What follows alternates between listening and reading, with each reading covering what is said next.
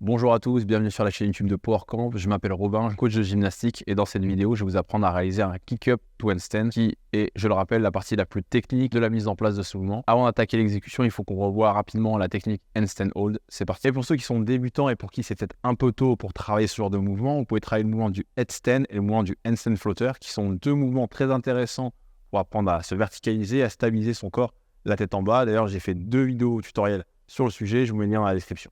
Dans la réalisation d'un handstand, il y a 2 composantes qui vont nous intéresser aujourd'hui et qu'il faudra maîtriser. Ce sera la force et l'alignement. Il faudra avoir de la force au niveau des épaules pour repousser le corps de manière active et stabiliser notre corps dans l'espace. Et il faudra également avoir de la force au niveau du noyau, c'est-à-dire des abdominaux, du transverse, des obliques et du carré des longues pour maintenir un bon alignement. Maintenant, pour ce qui est de l'alignement, notre objectif quand on exécute un handstand hold, ça va être d'empiler les articulations les unes par-dessus les autres. Alors ces articulations, c'est les poignets et les mains, les coudes, les épaules, la cage thoracique, les hanches et les jambes. Alors je sais que les jambes, c'est pas une articulation à proprement parler, mais je pense que vous avez compris le concept. Au niveau des mains, on aura l'index et le majeur qui seront pointés vers l'avant et non pas vers l'extérieur. Généralement, les gens qui pointent les mains vers l'extérieur, c'est peut-être parce qu'ils ont un manque de mobilité au niveau des poignets. Donc on va essayer, nous, au contraire, de les fixer vers l'avant. Les poignets seront donc en extension complète. Les coudes, pas grand-chose à dire dessus, mis à part qu'ils seront verrouillés. Les épaules, après les mains, je pense que c'est l'élément le plus important pour tenir un handstand. Elles seront en élévation et en protraction. Et elles seront également en sonnette interne. Pour ce qui est de la cage thoracique, nous, ce qu'on veut, c'est avoir une bonne extension thoracique pour pouvoir, encore une fois, maintenir un bon alignement. Les hanches, elles seront en extension complète avec les fessiers contractés. Et pour les jambes, elles seront tendues, quadricontractées, pointe de pied en extension. Évidemment que vous n'êtes pas obligé d'avoir un alignement parfait pour tenir le handstand. Vous pouvez être en ce qu'on appelle en banana shape.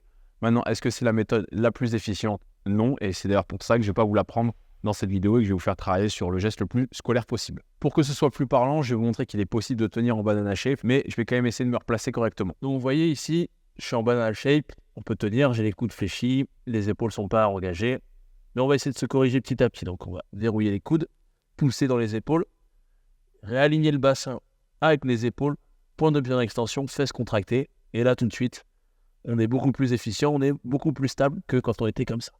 Là, on risque de tomber en avant. On va pouvoir maintenant passer à la technique kick-up to handstand. Il faut savoir qu'il existe 2 versions. Il y a la version qu'on verra dans cette vidéo, qui est le départ debout, pied en décalé, en fente.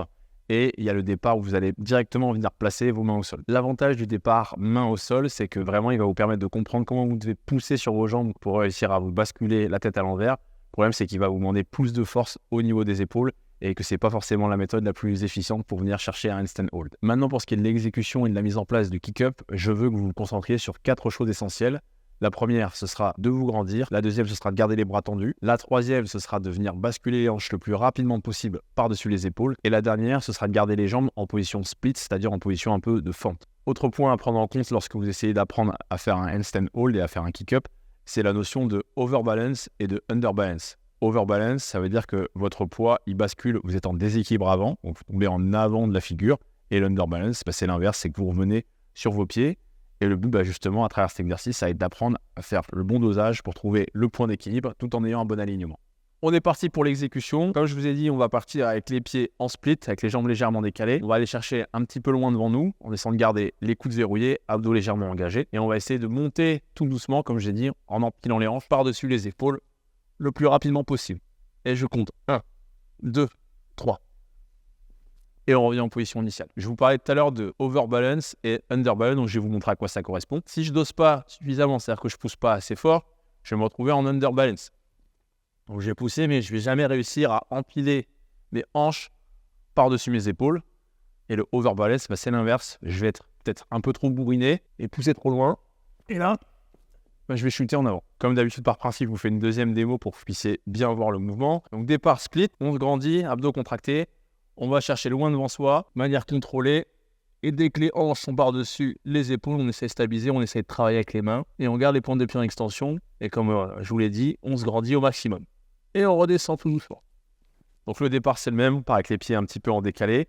On va aller chercher loin. Je me grandis, j'empile les hanches par-dessus les épaules. Et là, on va essayer tout doucement de joindre les jambes pour se retrouver en position de foule.